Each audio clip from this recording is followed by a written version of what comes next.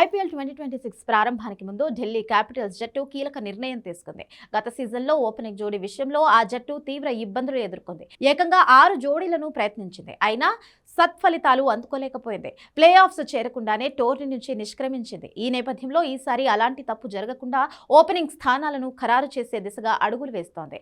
ఇందులో భాగంగా ఆ జట్టు స్టార్ బ్యాటర్ కేఎల్ రాహుల్ ను ఓపెనర్ గా ఫిక్స్ చేసింది. ఈ విషయాన్ని Delhi capitals captain Akshar Patel, head coach Hemang Badani వెల్లడించారు.